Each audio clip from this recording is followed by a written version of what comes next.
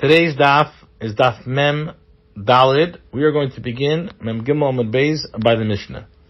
Zog the Mishnah, Hamaycha Avdi L'Goyim Oy L'Chutz La'aretz. If a Yid sells his Eved Kanani to a Goy, or even he sells his Eved Kanani outside of Eretz Yisrael, the halacha is Yotzav Ben Chayrin, this Eved Ivri Eved Kanani goes free.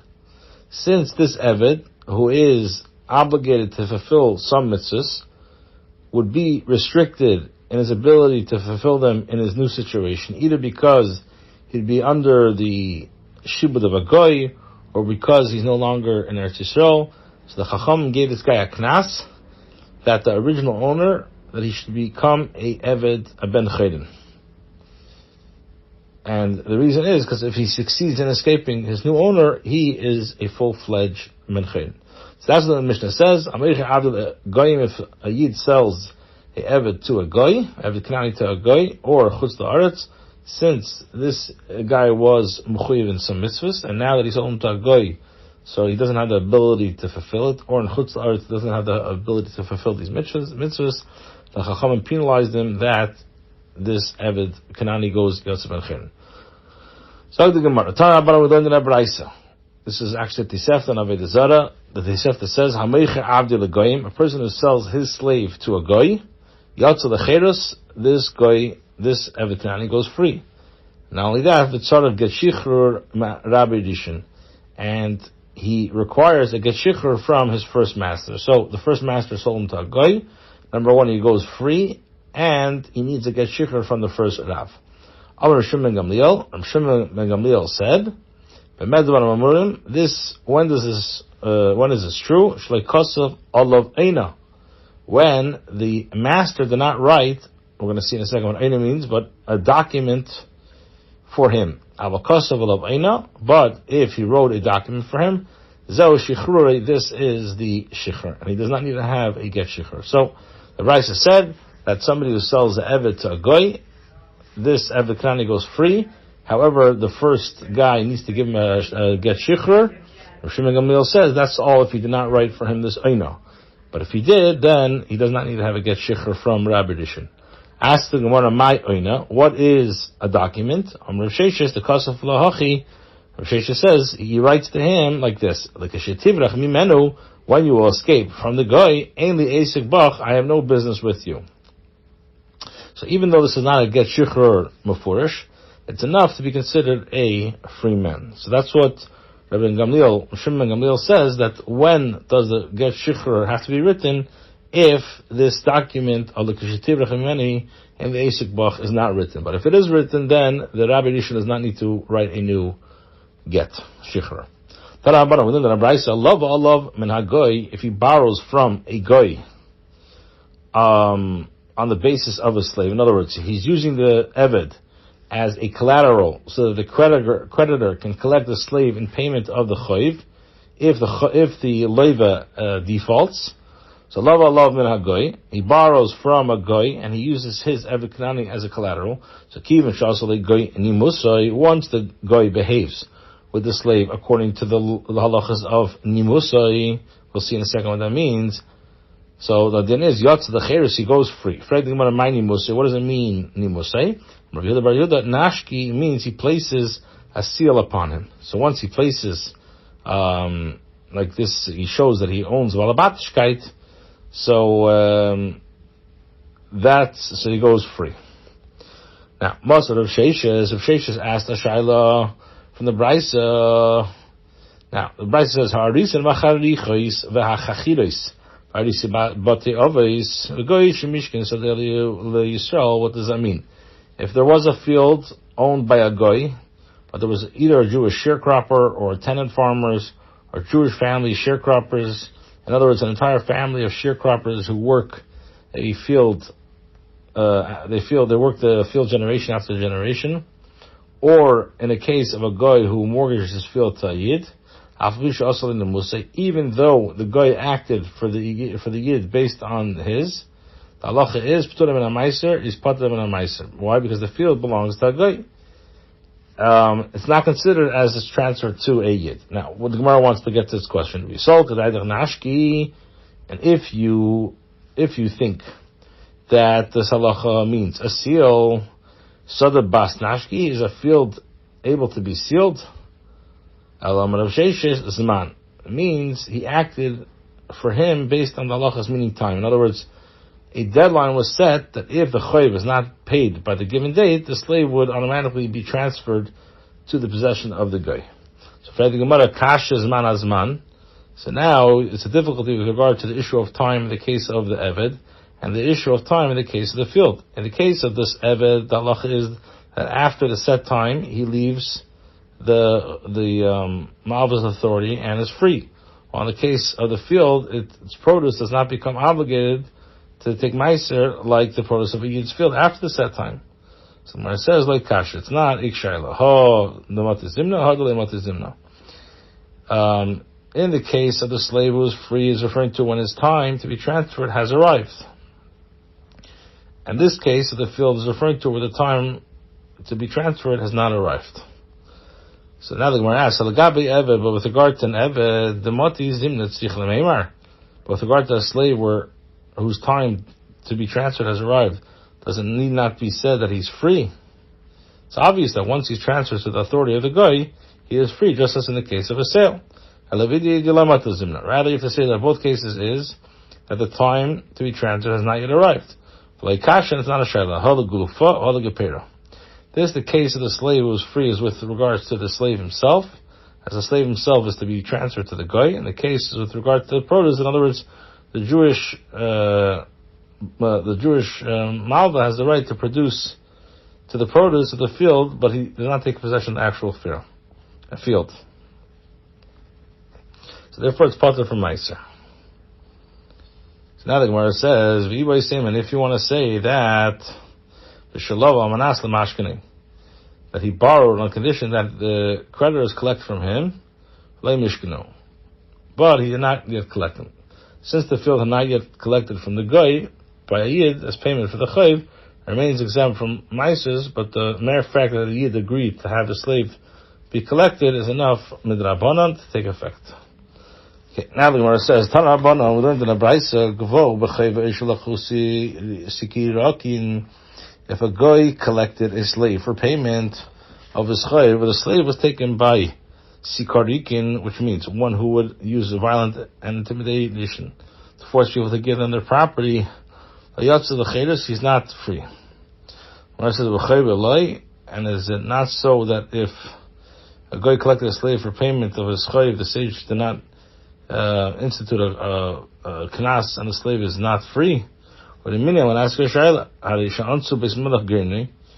to the case where the household of the king sees one's threshing floor by force, so in b'chayv, if they took it for payment of the chayv of the king, chayv he has to bring meiser. In ban paris, if he engaged in unjust seizure, have pagla meiser. So the Braisa seems that an item taken for payment of a chayv is a type of sale. So why would the slave taken in payment of the chayv not be free? The Gemara says, shani hasam.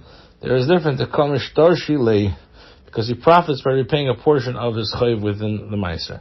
If they would have taken regular produce, it would have been more of a financial loss for him. Therefore, he has to separate meiser for the seized grain. In the case of the slave, he did not profit from the seizure, therefore the chum did not penalize him. Tashmad Amar Rav, Hamircha Avde Le Farhang Goy. Person who sells a slave to a Goyish government official, then Yatzlachiris, he goes free, even though the owner agreed to the sale only because he was pressured by the government, so the official. So also he doesn't profit. Where it says, the fact is he should have appeased him, and he did not appease him. Hasa, okay, now the Gemara says, Gufa, let's focus on the text itself.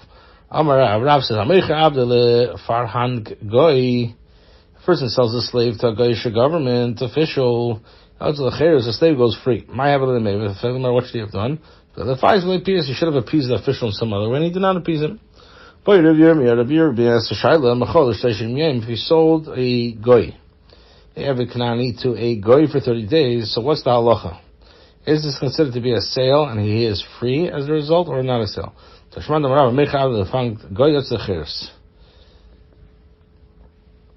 Now, we assume that he would be sold to the official in order to work for a limited amount of time and perform special tasks. And then we see that he's free. So the Gemara says, no, there is sold to a goyish official, and the sale is not reversed. So you can't bring a proof from here with regard to halacha of a sale that is in effect for a limited time. Now, Rabbi Yirmiyah asks several questions with regard to the extent of the application of the knas. If he sold a slave to a goy, aside from his work, in other words, the goy will own the slave, but will still perform labor for the Jewish master. If he sold a slave to a goy, aside from the work, the goy will own the slave, but he will still perform some labor for the Jewish master. What's the halacha? If he sold to a goy, aside from mitzvahs, he made it tonight that the slave would be able to continue observing mitzvahs. What's the halacha? If he sold to the goy, but aside from Shabbos and Yom Tov, what's the halacha? If he sold him to a goy who resides in Eretz Yisrael and observes the Shem Mitzvahs B'nei Get Teishev, so now what's the kuti? What about a kuti? Mao. So the Gemara says, you can at least pass in one din. A Geteshev has a din of a goy. Kuti v'yisol meshumid. When it comes to kuti v'yisol meshumid, amar l'kagoy, amar l'kisrael. Some say that he is a din of a goy, some say he's a din of a yid. Oh, you mean Rabbi Ami? They asked Rabbi Ami, if a slave fled from his master and gave himself over to a foreign army to serve as a soldier. And now his master cannot remove him, so he's not able to remove him neither through a Beis Din or nor through the laws of the nations of the world. What's halacha? Is it permitted for the master to at least take the value from the army? Will this be considered as if he's selling the slave? Rabbi Yirmiyah said to Rav Zika, Poik ayil b'mechilton, go out and examine your Mishnayos to find an answer. Nafik dak v'ashkach, he went out and examined and discovered. The Tanya Meicher Beis Legoy, somebody sells his house in Eretz Yisrael to a goy, Davav Asurin. So the halacha is that his monies received from the sale of the house are forbidden to him. The goy shanas Beis Yisrael, v'im bal yochel yitzia, le'vidin yisrael d'in u'meselim, mutar lital estama, v'kes of malab arkoy shalam, d'ishuk matzim liyodim. Now, if there was a guy who seized a Yiddish house by force, and its owner cannot remove him, can't get it back, so Allah is neither, and he can't get it back not through a Beis Din, not through a Goyish court, then he's permitted to take the house value from the guy, and he may even write a document to register the sale in the courts, because he's like the one who rescues the money from the possessors. Now, although it's usher for Yid to sell his house in Eretz Yisrael to a guy, it was taken by him by force, and he's permitted to take payment for it. So similarly, if the slave cannot be retrieved from a guy, it should be permitted for him to take money for it. So the Gemara says, no. Maybe this refers only to a house. Since it's not possible for him to live without a house, he would not sell it willingly. So there's no reason to give him a knas when it's taken by force. But with regard to a slave, it's sufficient for him to live without a slave. So we're concerned that he will come and sell it willingly. So therefore, maybe we should give him a knas, or maybe we don't make a difference. So he sent the following message to. Rabbi Ami sent the following message to Al Chachamim. Minai Ami Bar Nosson, from me Ami Bar Nosson, Terry Yitz L'Chol Yisrael. Terror emerges to all of the Eden. So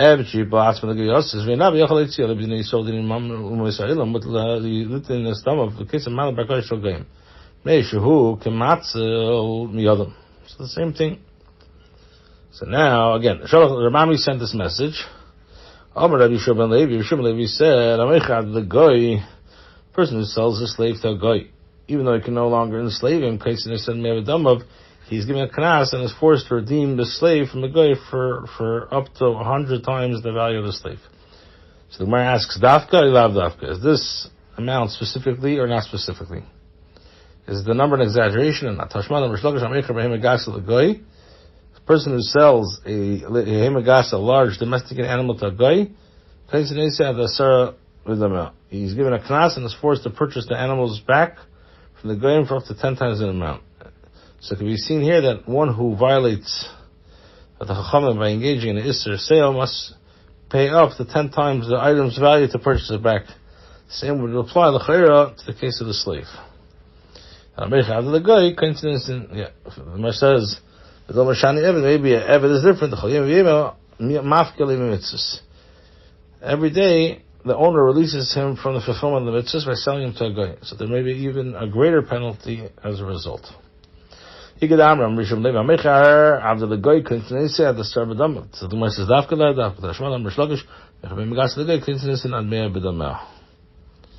the penalty in this case of the slave should be at least as large as the one of the animal. Or it says, no, a slave is different as he does not return to him. Since the slave will be free once the master redeems him, it may be the Chum will not penalize him to such a great extent. So now the Gemara says, my time. So what's the reason that the Knas, in this case the animal, is more in the case of the slave? From the hard delay, because of the fact that it returns to him. If so, he should be penalized only one additional amount. Rather, a slave is uncommon, and Chacham don't make exeter by things which are not common. If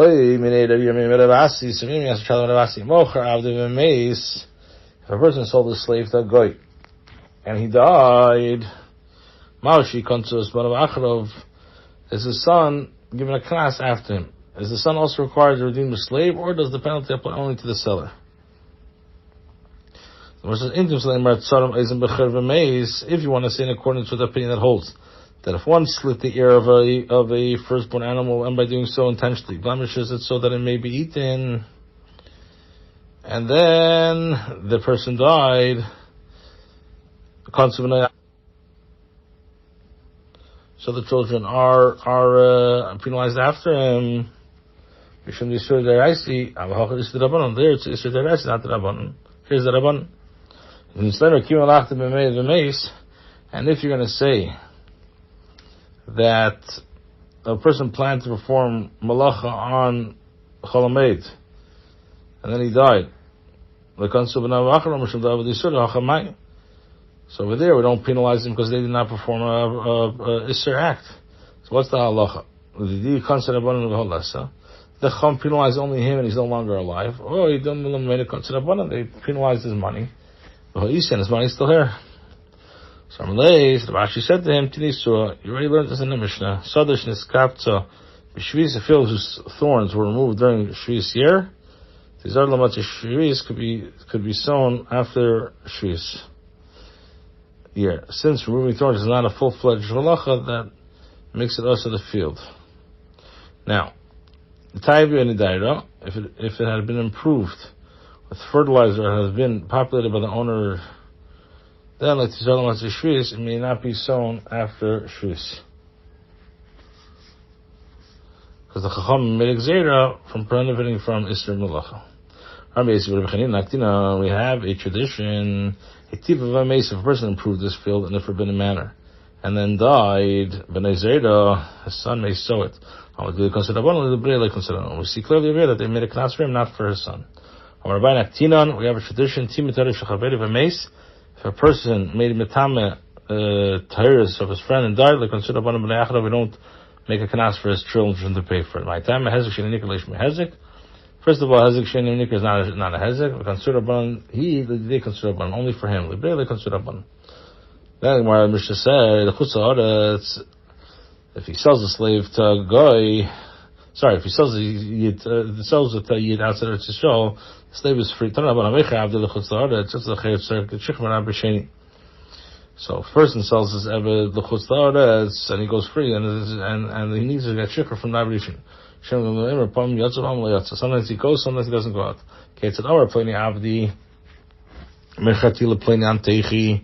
If he said so and so my slave, I sold him to so and so of Antechi, then he is not free. because it's possible that he describes the purchaser this way because he was born in a teich, and now he lives in Eretz Yisrael. But if he says Antechi Shem Teichi Yotza, but if he says Antechi was Antechi, then he is free. As the statement clarifies that he's selling a slave to one who lives outside of Eretz Yisrael. The Gemara says about Tanya Mechatil Antechi Yotza, but didn't we learn that if he said I sold him to so and so Antechi, then he goes out for free. But if Antechi Ashuri Belud, but if he says so and so Antechi who dwells in Lud, and Yotza. So we see that if he states that he sold a slave to so and so Antechi without anything else, the slave is free. And this does not go like Rav Shimon Gamliel. Kasha. The slave based of Eretz Yisrael. This case, when he is not free, is referring to when the purchaser Antechi has a house in Eretz Yisrael, and it may be that he purchased a slave to serve in the house of Eretz Yisrael. And Hadith slave is piece of Eretz Yisrael. In the case where the slave goes free, it's referring to when he has only an inn where he's staying in Eretz Yisrael, and the only home belonging to the guy is outside of Eretz Yisrael. Boy, so now the Gemara says, boy, Rabbi Yirmiyah ben Bavel Shnasa Isha B'Eretz Yisrael Lichnisa Be'avad Mishloch is Dati Lasser. There was a person of Bavel who married a woman in Eretz Yisrael, and she brought into the marriage slaves and maid servants from him, and he intends to return to Bavel. And that, so what's the halacha? Is marrying kind of selling the slaves to her husband? Since he plans to take them out to Eretz Yisrael, will they be free?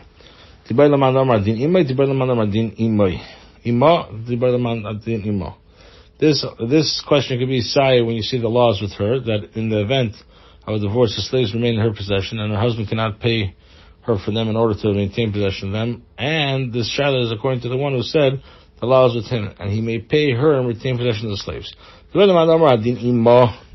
This shaila goes even according to the one who says that the Allah is with her. Since the law is with her, so the slaves are therefore considered as hers. It's not considered as she sold them, so they're not free. Perhaps since they are lien to the husbands for him to keep their profits of the slave's labor, it's like considered like his. And the Gemara says, why? Since the law is with him, it says, therefore, considered as his. Or, perhaps since the husband did not acquire the slaves himself, it's considered as hers. The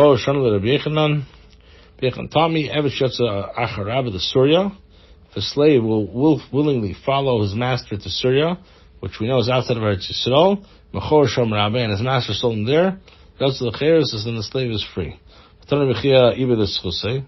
But didn't we learn that if his slave left Eretz Yisrael willingly, he lost his right to be free if he then sold out Eretz Yisrael?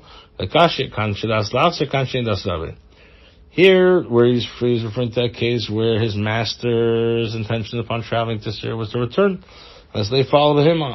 Therefore, when the master sold the slave in Syria, it says, no, he sold him from Eretz Yisrael to outside of Eretz Yisrael. There, where he's not free, is referring to a case where the master does not intend to return, and the slave followed him under that assumption. Since the Eved willingly left Eretz Yisrael permanently, he lost his right to be free, and he's then sold outside. If he's then sold outside Eretz Yisrael,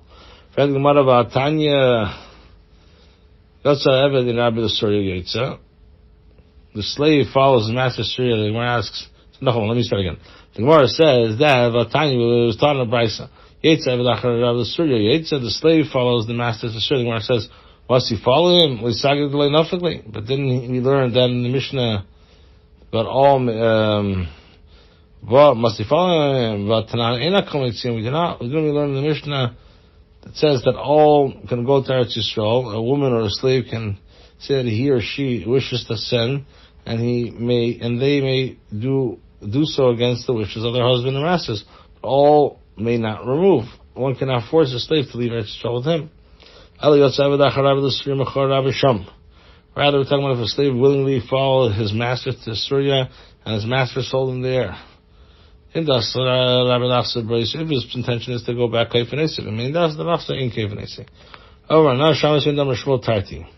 learn from here, they did two things. Number one is if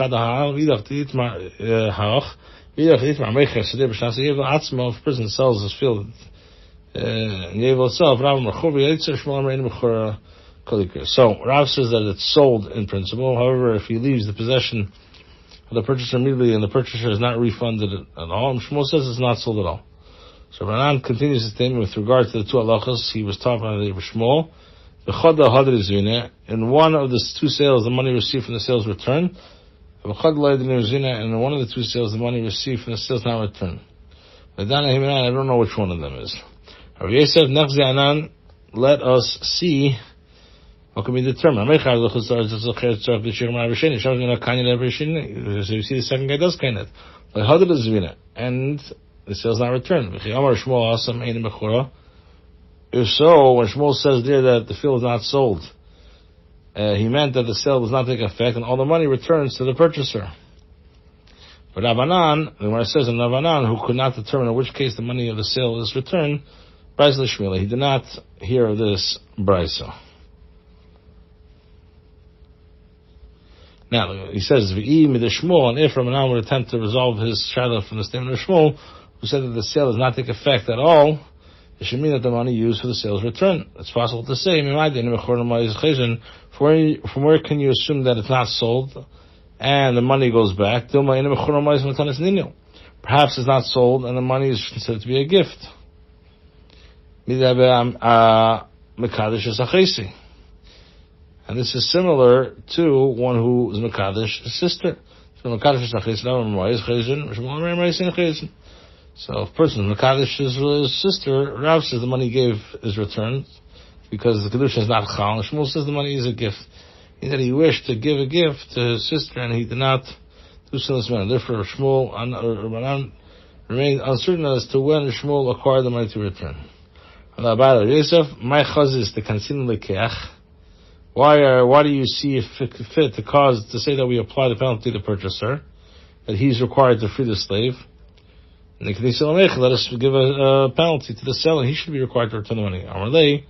So Rav Yosef answered Abaya with the marshal and said to him, Lav achbar ganav ella chayre ganav. So Rav Yosef answered, Azay, is it not the mouse that steals, but the hole that steals? In other words, a mouse cannot steal anything unless he has a hole for hiding the stolen items. Here too, the slave would not have been sold without the help of the purchaser. Famous thing, Lav achbar ganav ella chayre ganav. Amarlei, ilav achbar chayre min lolei. But if not for the mouse, from where would the hole have been stolen? Where would the hole have the stolen item? Since they both contribute to this act, each of them is deserving a kanas.